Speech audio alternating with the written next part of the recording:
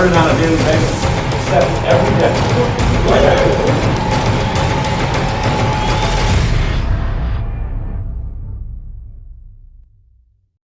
A lot of times, one thing that will keep people from growing is if they want to accept things.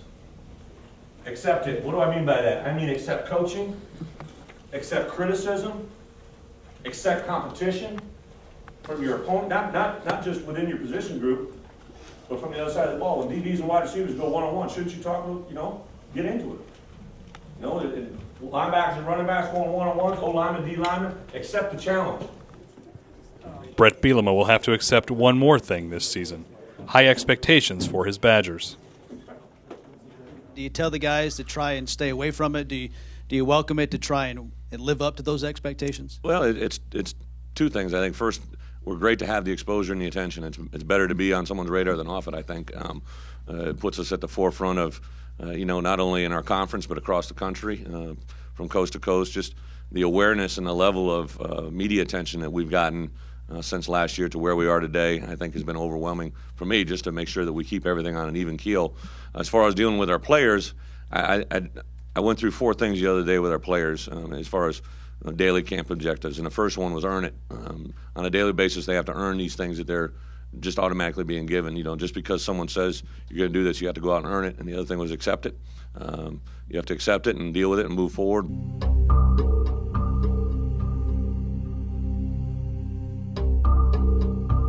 After a day off from practice Sunday, the Badgers strapped in and got down to business in Week 2. On Monday and Tuesday, the team practiced in halfpack. On Wednesday, 2 simple words heightened the intensity: full pads.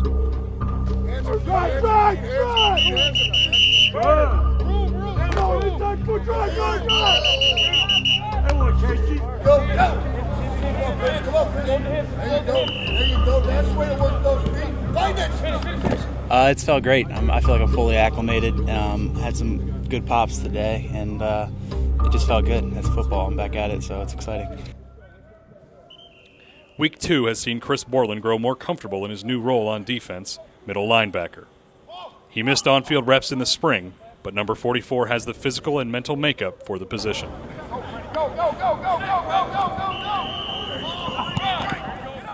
He's got to, have a great football IQ, and he's got to see formations, understand formations, make a call, and get guys lined up. Okay?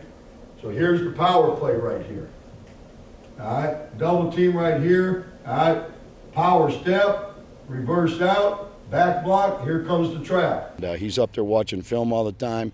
He's writing notes. I mean, he just works at the game. With all his physical ability, he's got great mental ability, and he's a guy that just with a great work ethic.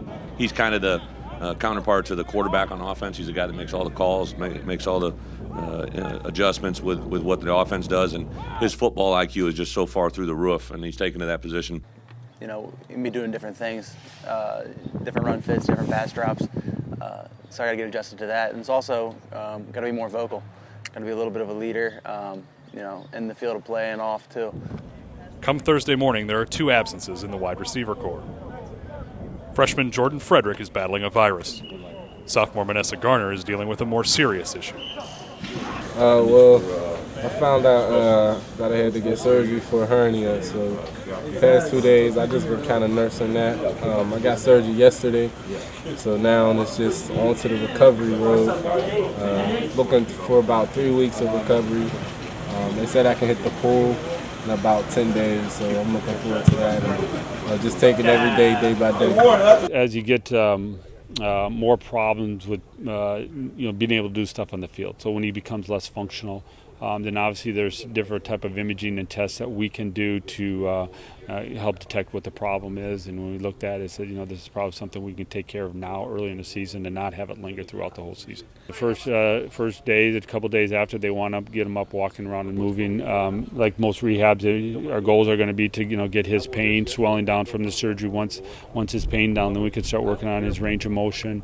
On his strength, those start to get better in the training room. Then we'll get him out in the field, start running routes, doing different things that he has to do to play football. Just continually reading the coverages on the defense, just learning from a mental stage. For that China, bro, what route did you hit? Huh? For the China, 7 up. You was the X. What was you, bro? What was you running? Huh? It's a little hitch. Hitch? Hitch, guaranteed. Passy. It's the first time I've actually missed like a practice per se, and it was the first time I ever, got surgery. So I'm not an injury-prone person, so like to, be on the sideline watching, other players compete for my position, it's humbling. But I gotta take for what it's worth, and just apply it to my heart, and just keep working. With Garner set to miss Wisconsin's opener against UNLV, it's a critical time for Jordan Fredrick if he wants to see the field in 2011. As far as the play versus redshirt, right? Does everybody have that question, right? Everybody wants to know if you're going to play or redshirt. The thing that we're going to do over the next 10 days, we're going to try to get an understanding of where everybody is at from a physical standpoint. A lot of times, there's guys that can physically play, but they're not quite there mentally. And those two things got to be there for us to make a move in the direction to play a guy as a freshman. There are a number of guys in this room who I think could physically and mentally help us win football games this year. If at the point that it looks like we think you may have a chance to play, at the end of next week or the early part of the third week, we may bring you in and say, hey, we feel that you have the abilities and the skill set to hopefully help us win football games this year. How do you feel about playing, right? Let you absorb it and think it. That decision, believe me when I say this, and it's 100% true, is totally in your hands. It's always a goal. It's a goal for every freshman, but realistically, I mean, it's hard to do, and it's an honor to do. But anyway, anything that happens, I'm not going to be upset about. I mean, if I redshirt, I redshirt. If I play, that'd be great. But either way, you just got to work hard every day, no matter what's going to happen. On Friday, the wide receiver battle was one of the key threads going into the team's scrimmage. Fredrick is back from illness and eager to impress.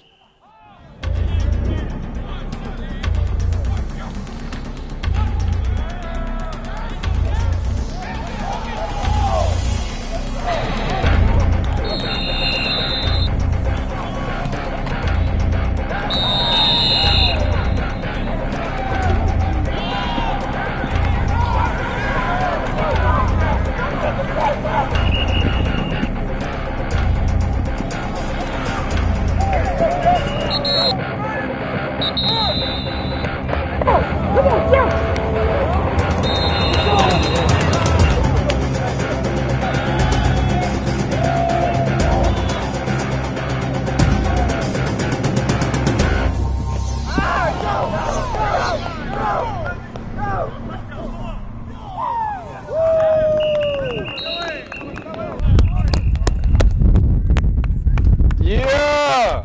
That's what I'm talking about, baby. Hey, yo, that was sweet, bro. Yeah, that was a sweet catch.